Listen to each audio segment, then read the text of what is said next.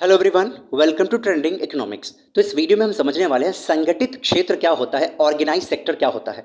पिछले एक small topic में हमने देखा था कि श्रम बाजार क्या होता है, उसी में हमने देखा था श्रम क्या होता है। भारत के केस में जो श्रम बल होता है यानी कि श्रम, उसको दो भागों में बांटा जाता है। एक संगठित क्षेत्र यानी कि ऑर्गेनाइज सेक्टर, दूसरा असंगठित क्षेत्र जिसको अनऑर्गेनाइज सेक्टर बोलते हैं। इस वीडियो में हम संगठित क्षेत्र यानी ऑर्गेनाइज सेक्टर के बारे में बात करेंगे। आखिर ये क्या होता है, आइए समझते हैं।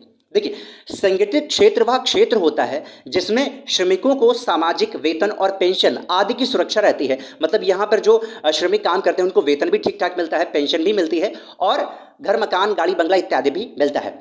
इस क्षेत्र में काम करने वाले कर्मचारी नियमित होते हैं। मतलब ऐसा नहीं कि एक महीना काम दिया और अगले 10 दिन के लिए हटा दिया, 20 दिन के लिए हटा दिया फिर रख लिया, ऐसा नहीं होता है। नियमित होता है इनका काम।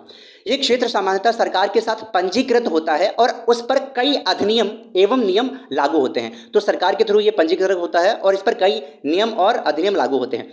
संगठित क्षेत्र के श्रमिकों को रोजगार सुरक्षा प्राप्त होती है और उन्हें कुछ निश्चित घंटों के लिए ही कार्य करना पड़ता है। तो ये बहुत अच्छी बात रहती है। ऐसा नहीं होता कि फैक्ट्रियों में, जो प्राइवेट फैक्ट्रियों में बेचारों से 10-10, 12-12, 13-13 घंटे काम करवाते हैं और सैलरी 7-7, 8-8 हज़ार देते हैं। यूपी हो, बिहार हो, झारखंड हो, इन सब एरिया में होता है। बस कुछ एरिया जैसे कि साउथ इंडिया को छोड़ दें या फिर इधर महाराष्ट्र वगैरह को छोड़ दें, गुजरात, वहाँ पर अच्छा ठीक ठाक पैसा मिल जाता है।